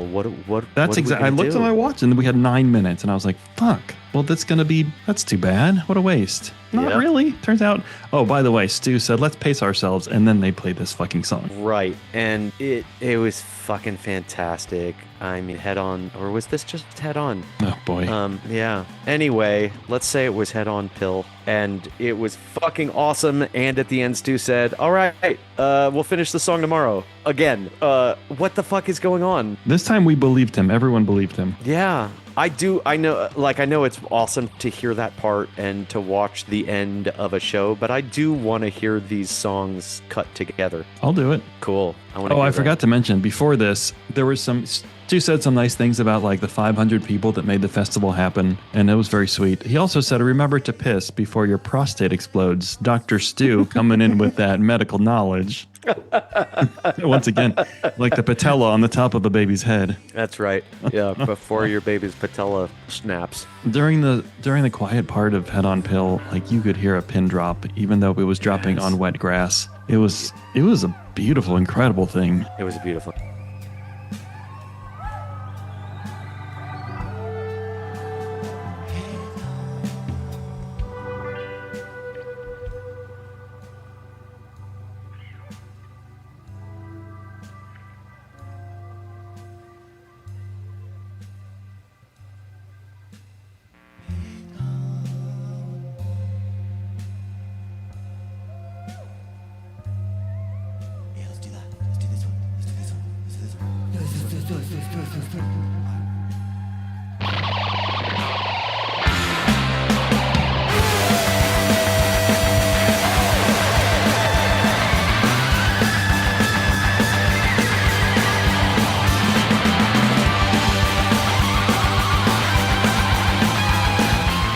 Did we see something on night 2? I don't. La Luz. think We heard a little La Luz So we heard a at the castle. La Luz. They're fucking cool. I was just so tired. Yeah, very I tired. really like them. But again, I got to the castle and couldn't fucking wedge myself in very comfortably, but that's on me. Well, they were great. we went home, and what did we do? We watched the whole show over on YouTube.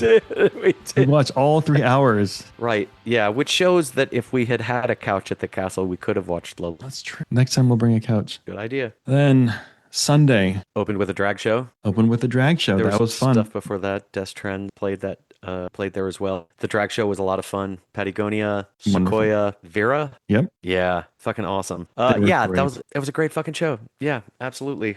Not just lip syncing drag, but Patty had a song of her own. And Oh, an original. That's right. Yeah, it was delightful. They're just fucking delightful. Just such a fucking wholesome message. Nature is gay, everybody. And I just love the idea of like trans and non-binary kids getting in nature, especially. Like I think that's something that might be missing from some of that community. absolutely. And the connection between the breadth of gender diversity that exists in nature and that the natural connection to how broad humanity can be and be natural, I just thought was fucking wonderful. A very fucking entertaining show, just very charming, very fun, just naughty enough and just righteous enough and inspiring. Made you wanna be a Fascists good hate person. fun, so fucking dance. Yeah, fuck yes, dude. It was And wonderful. we did. Giz, they were introduced by the drag performers as Queen Gizzard.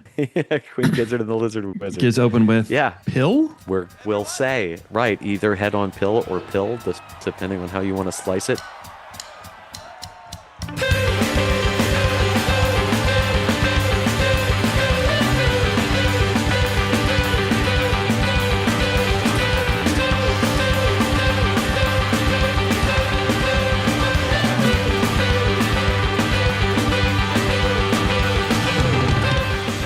What a way to... I mean, I'm kind of into this. Opening a show with this ferocity, just bam, right. Just right into it. Dude, that was crazy. You know, when there was a stoppage in hypertension, no, it was the stoppage during Glee 710.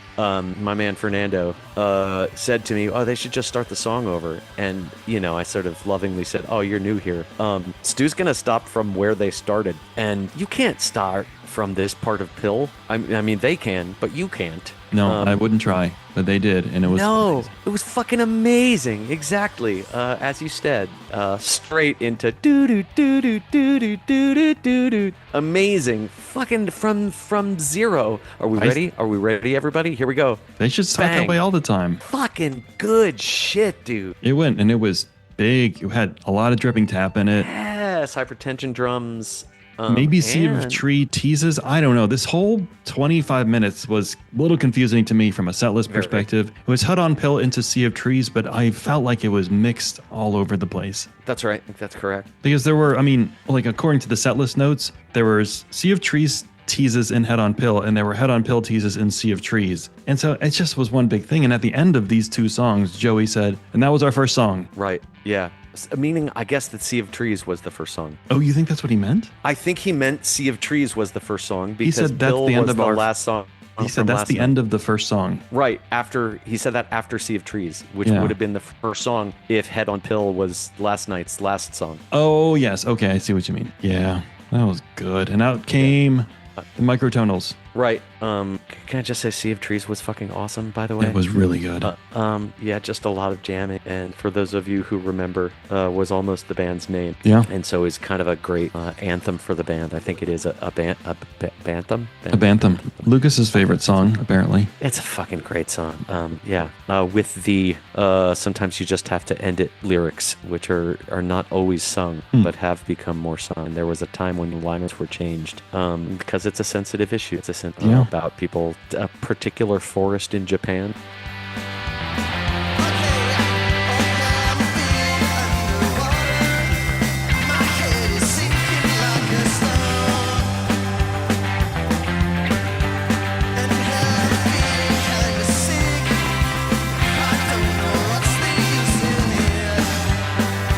Speaking of depressing forests, the next song was Anoxia.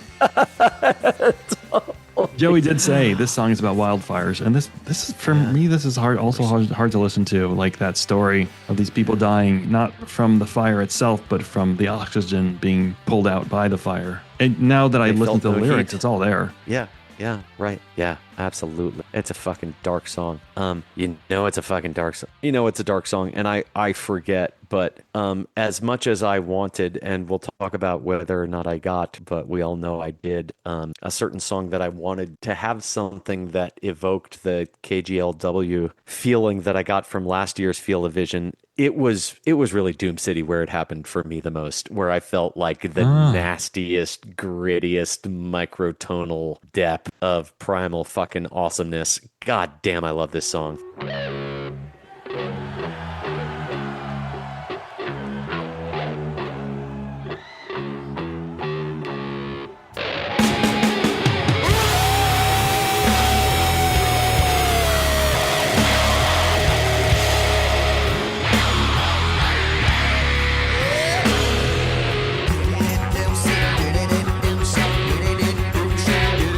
Doom City was great. Yeah, the two different tempos work so well together, and especially if you know what's coming, you're like, here it comes, yes. Yeah, but both parts of the song are individually the shit. Yes. Yeah. Now we did get minimum brain size, and I got some flack from the professor right about this time. I have a weakness for the album version of this song. Now you can take this to mean that I don't like live versions of the song. You are wrong, and I will wear this if you want. But I just happen to have this special sweet spot. It's one of the few songs that I almost prefer to hear the album version. I don't want to hear the album version when I can stand with the band in person. I would prefer to have that, and it was fucking awesome. So no, fuck, no good. Said the professor didn't like it. No good. Pissing on a flame, standing on a ball. Oh, it was wonderful. Fuck the fucking manosphere. Fuck that manosphere shit. Yeah, fuck that manosphere shit, said Joey. Yeah, absolutely. And then following this, we got another soundtrack song, The Book. The Book. Sound of the world.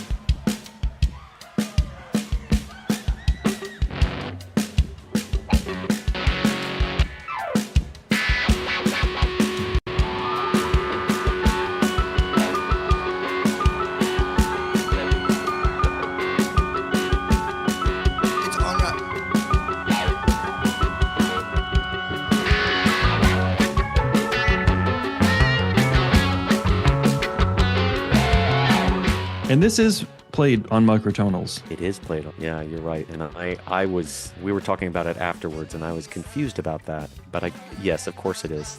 Well, I don't know about of course. It's not on a canonically microtonal album. It's not.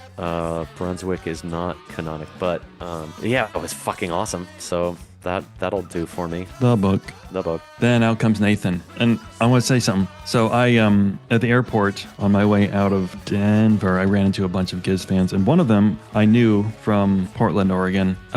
He organized our Giz bike ride a few weeks ago. And he said to me, I was like, so how was it? Your first Field of Vision? He said, I'm not a Nathan fan. It's just not for me. And then he said, but night 3, I got it. Last night, Nathan did it for me. And I was like, not only pleased, but a little surprised. And I didn't get a chance to ask like what specifically did it, but this worked for him. And it started with Slow Jam 1. Yeah, right. Which was fantastic. I mean, I guess Ice 5 was on the playlist, but you get Slow Jam 1, Ice 5, Slow Jam 1, which felt to me more like Ice 5 is inside Yeah, it Slow felt like Jam. an Ice 5 quote inside of Slow Jam. Right.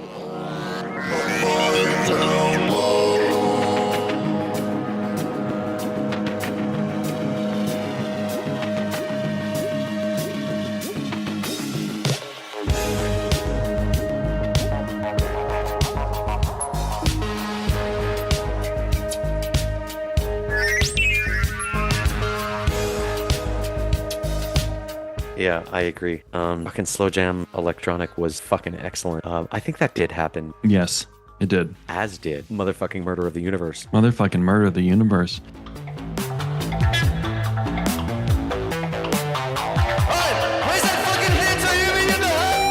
The spat becomes a spray, the spray becomes a stream, and the stream becomes a waterfall. Munt is finally cascading from my input. I started hearing the bass line. I was like, oh my God, are they doing Dragon? It sounded like a similar kind of like that's how they might do it if it was on Nathan, but this was just Murder of the Universe, just that song alone. Lots of space flute on this. Yes, I think I said it out loud to you. What? Here Comes Dragon. I thought I said it, but you take it. You take it. Okay, it did seem like that. It was so cool. It was so cool. And then we got our double debut. Another Our double debut. debut. Sapiens. Yes, which is the opening song of Alien Metal, no lyrics. So you probably needed to have used a New Zealand VPN to recognize this. Yeah, there was a whole crew of New Zealand VPNers around us that knew it. No, I don't know. I couldn't have placed it, but I did. I did. I did too. I couldn't have, but also did. Yeah, and there was no question about the next song, which was a debut, Super Heavy, Super Critical.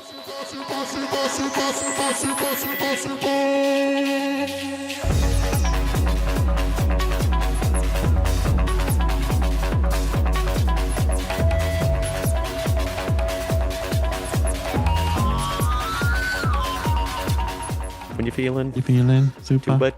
Tuba. Really, on the album, really sounds like tuba. Tuba. Tubas are heavy and critical for German music. Extremely. This was Stu, by the way. Now we confirmed it was Stu, Tubing. It feels very Stu. Stu is the one of the band most likely to repeat a single word over and over again. That's a good And he point. does dutifully. Yeah. He has to make sure he gets all the proper repetitions in and not to end early. Yeah, like water, fire, water, fire, water, fire, clouds and ice, and fire. and did I mention fire? And he did. He did. He did, but you can't get enough fire. Now, I have to say, I like Nathan. Nathan within a set is sometimes my least favorite part of a set that I love. And I love Nathan stuff. I really do. And I actually fucking feel weepy right now, still. And I listened again today, and I can't fucking stop. Hell's Itch on Nathan was one of the most beautiful fucking things I've ever heard in my goddamn life. Highlight of the weekend. I mean, I can't deal with how fucking good this was.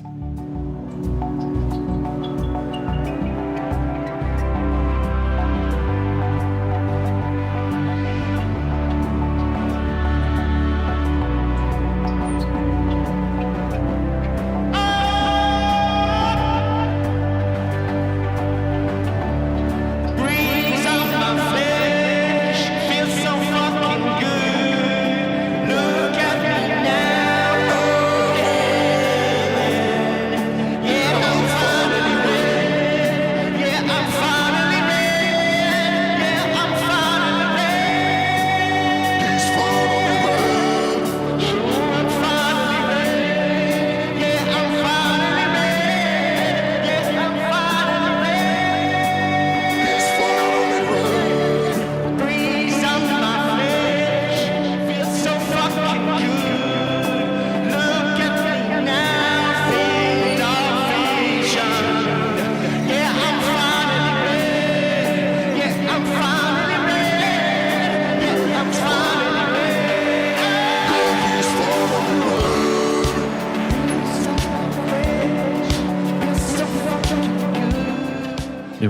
gorgeous. I couldn't believe Sublime, it. Yeah, transcendent, Transcendent. early 90s soul pop at times. Exquisite. I'm all fucked up still over Hell's Itch. I can Good. listen to it over and over. That was one of the fucking greatest things that ever happened that I'm aware of. You don't have to be aware of the other things. None of them compare. Holy shit, dude. Do yourselves a favor, everybody, and just fucking go fucking Hell's Itch that shit.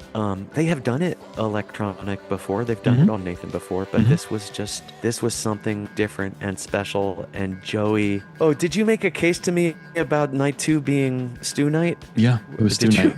No. Oh, good point. Yeah. Do you want you want the argument? Yeah, I do. Okay, the river and Wawa. What Stu did Okay. during Fourth Color? Okay. Trapdoor, obviously. Absolutely trapdoor, but you missed the fact that Organ Farmer is about his best friends. Glee True enough. 710, him shredding on Glee 710. Yes. Alter Beast, Yeah, okay. Alien Metal, Water, Yeah, okay. Fire, Hypertension, Yeah. Head on Pill. That was Stu. That's all Stu on night 2. Yeah. And this yeah, was that's- Joey night. This was fucking Joey Night. And Joey's beautiful singing on Hell's Itch. He did change some of the lyrics. I wrote it down. I don't know if you caught it. He did say the regular lyrics. Look at me now, Helen. I'm finally red. But he also said, oh, we're finally here. Yeah, we're finally here. Field of Vision. Yeah, he did. Yeah. Oh, man. Oh, my guy. And Pure Shores. He loves that Pure Shores quote. The All Saints. And Joey, it's interesting. I mean, how are you going to say over all that they've done that Joey's coming into his own, like, as a band leader? Because, but especially with the expansion of Nathan material and producing a Nathan album. And Stu's always been the guy calling to the band leader, the James Brown of the band, turning on the private mic channel and telling people what's going to come next, or not bothering to turn on the private mic channel and telling people what's going to come next. Ambi, do it. Yeah, right. Rumble. But you see Joey while they're on Nathan with the microphone in his hand and don't hear him, and it seems like he's the band leader on Nathan. Yeah. And very much playing a similar role. And he had so much, and just wait.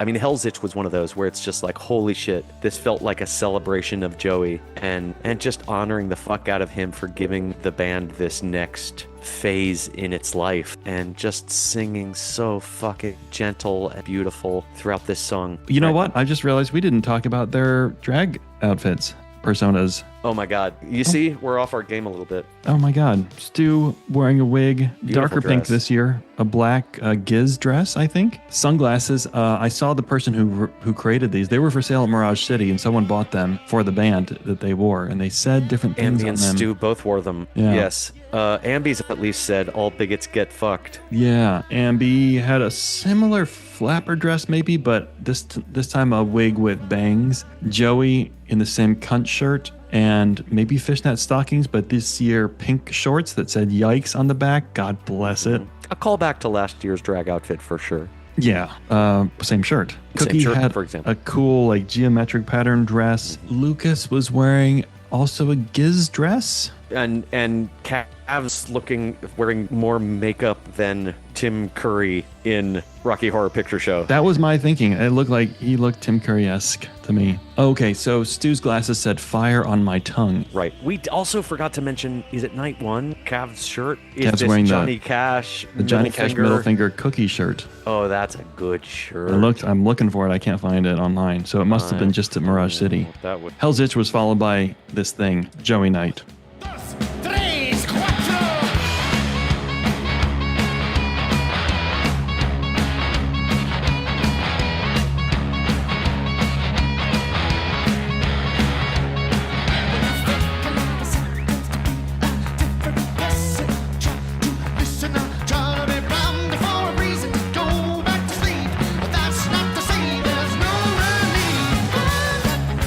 This thing had hot water teases, and the lightning starts to come, and it's looking scary, like we may be in trouble. Possible that the show could have to stop.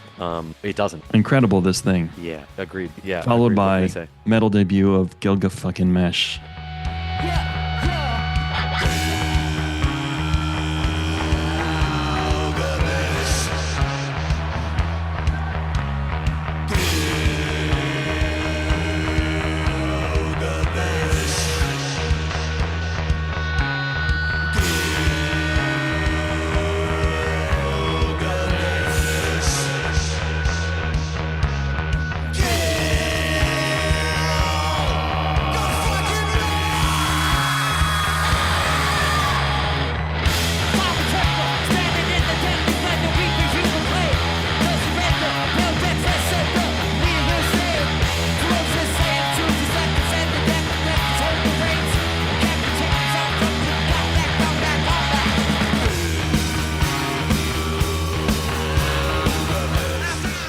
This one, though, like Extinction was cool, but this was fucking awesome. Yeah, I but it's got rap in it. It's incredible. We got a new metal song. There's a new metal song. It is new metal, isn't it? Yes, it is. And yeah, it was Gilga fucking Mesh all the way. This was Gilga fucking Mesh as opposed to Gilgamesh. Maybe the other one you've talked me into believe is called Gilgamesh, but this song is definitely called Gilga fucking. Stu had the helmet hat on. He did. Yeah. Yeah. I saw someone say when your personal avatar, when your custom avatar appears in a cutscene in your video game, was Stu on the screen with his wig and his helmet. Awesome. Yeah. And then Australia's finest music critic at the end, Joey. He says, fuck, that went pretty well. Nice. And he's right, it did. It sure did. Oh, that went pretty well. It was good. Holy shit, as the fucking lightning is starting to come in. And he did not get Lord of Lightning Balrog, which it seemed should come then. But you know what'll have to do? It was on the set list. It was on the set list, right. And it seemed like it would have gone nicely, right? But I'll fucking settle for Dragon. Oh. This song's about Cookie Dog. It's called Dragon.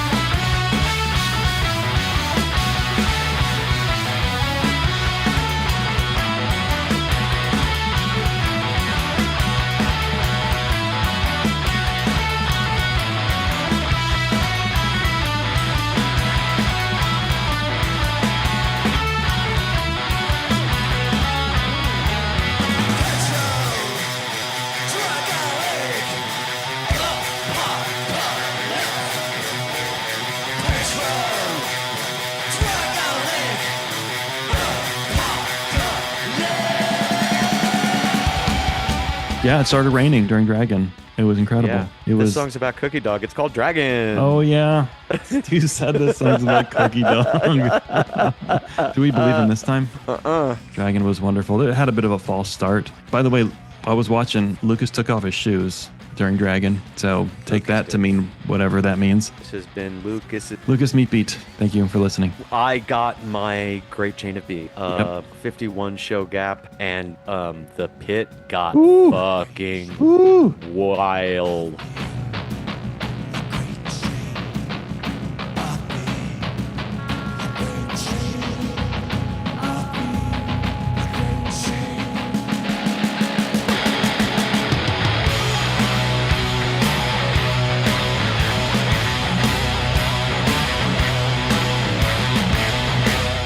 Holy shit. Holding on for dear life like on the event horizon of a black hole as a spinning motion began the gyre at the heart of the crowd, pulling people in indiscriminately. Yeah, people were making space during the slow part and because we're going to fucking go at it when it hits, man. We're going to go at it. And they sure did. It was wonderful. Joey Knight, a Joey favorite. Well, wait, Great Chain of Being, is this a bad song? Is this a sad song? In what way? In what I way? thought you were implying that earlier, but maybe you were talking about something else. Oh, not at all. No, I love this song. I wanted this song. And I wanted this song as like a callback to the vibe of KGLW from Night 3 last year. But I really felt like Doom City was far more the callback to that vibe than anything else we got. Yeah, unexpectedly, I get it, yeah. And then more Joey time, Ambergris. Ambergris, Joey standard.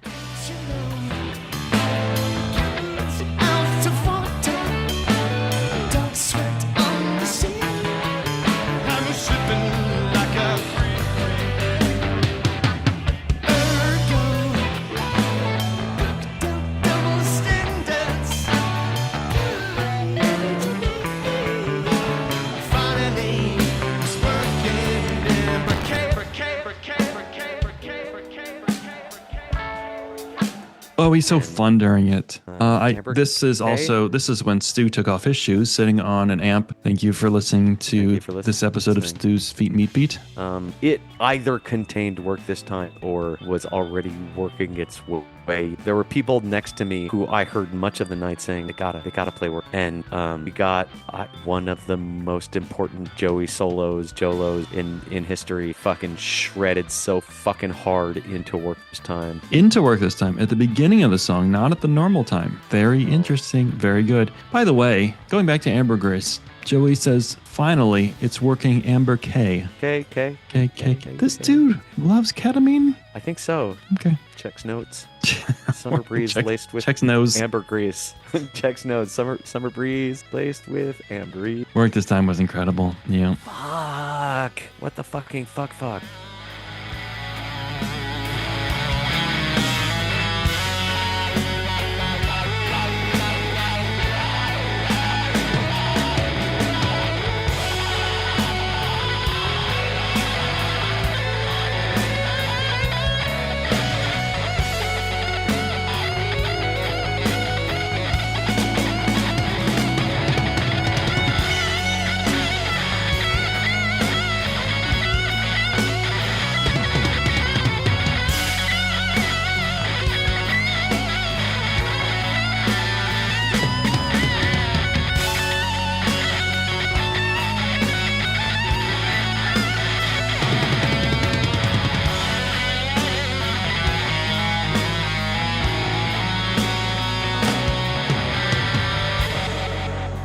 Yeah. And then the last song and the only song from B741 and the only true repeat. I called it. You can go back and watch the tape, kids. Go back, review the tape, feel the vision. Right. Delightful victory lap for the band.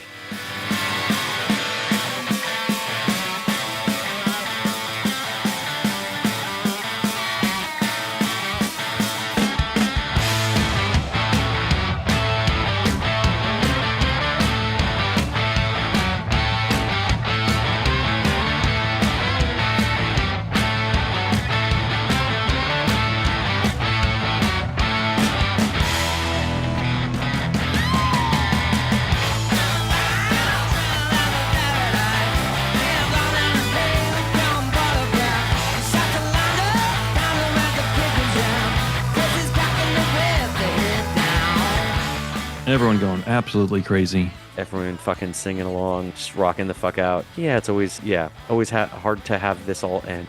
As Stu said, wish we could play tomorrow. I almost thought that Stu was going to say, we'll finish this the next time.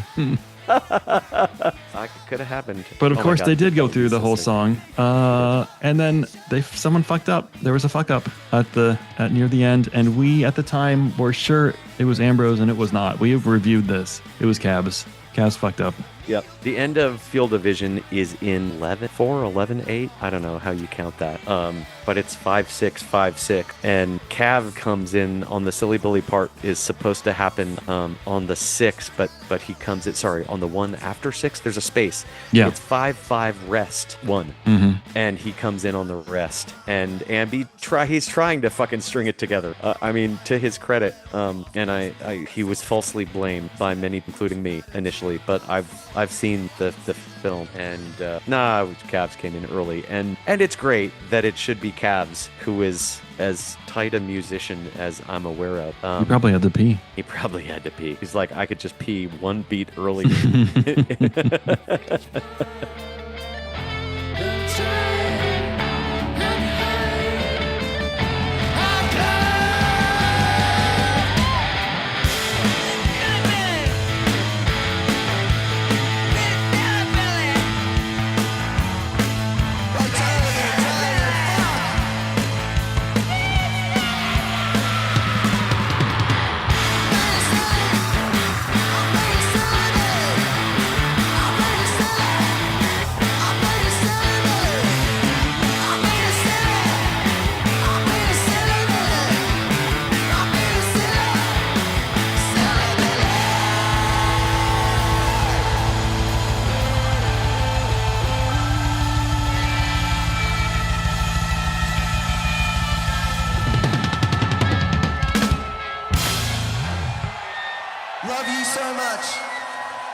But Stu brought it back. Like, I don't think I've ever heard Stu sing the Silly Billy part, and he did. He's Right. like, get it, Silly Billy. I'm being Silly Billy. And he found it. He found He it, did find it. and it Yeah, worked. he did. It Yeah, was fuck yeah, it great. did. It worked this time. I worked this time. You know, did. Sunday night I was wrecked. The third night. Yes. And Yeah, so you were. This was not my night. But I've gone back and listened to this, and this is incredible. I felt that way about night one. I mean, we had the same discussion. I was really wrecked night one. I didn't sleep well before the concert. It sucks to fucking be excited about shit that you want to be real well rested for. It's terrible. Yep. Because then you can't rest well. Nope. Because you're excited about Yep. things that you really are excited to be well rested for. And same, night one, I told you afterwards, I was like, they seem a little rusty or whatever, but I feel like they're getting their groove back. And I went back and listened, and I don't agree. I was rusty. I was rusty. That's right. I was rusty as fuck, dude. Yeah. Yeah. What an incredible festival. Night one's incredible. And I don't know, you can make, I guess, walking away from it, I felt like night two was my favorite, but going back and listening, night three has a more, I mean, I like a rock, jammy, jam bandy rock, which was more of a night two vibe, but night three just had this fucking deep sweetness to it that is arguably as not also a great crescendo for the thing to bring us all down so gently. Well, not so gently, because we Dragon. went to see Bull Ant after this. Fuck, that was Until 2 so a.m. good. Joey It DJing was so fucking good at the castle. Man, that It was so special. good. Oh man, Joey was there. Lucas was there on stage behind Joey, partying. Cooking. Cavs was there celebrating behind Joey. the the caviar of drunk. The as he caviar. said. Did I? Yes. He said he took the mic for a little while and he said, this man, he's one of my best friends. He's also one of the greatest musicians around. I miss his mustache, though. I used to call him Buddy Gordon. Anyone know Buddy Gordon? No, you don't, because he doesn't exist. What the fuck? It's true. What the fuck is that? Caviar drum. Fantastic. Cookie Dog was also there, and I think the dude from Death Trends, I later realized was also on stage, and it was just fucking fantastic. And Joey's full set was amazing, but he ended the set with a very drag night celebration of gay anthems from Cher's. Real crowd pleasers. Do you believe it's called Do You Believe in Life After Love, or is it called Do You Believe? Life After Love. And Freedom 90. Life After Love, I think it's called. And then Freedom 90, George Michael, which I don't know if you're gonna mix together The River for me and or Head on Pill for me. I want to hear Hell's Itch mixed with Freedom 90, because I somehow still can't unwed those two That's from interesting. my mind. I could see that. Joey said ended with What Is Love? Yeah.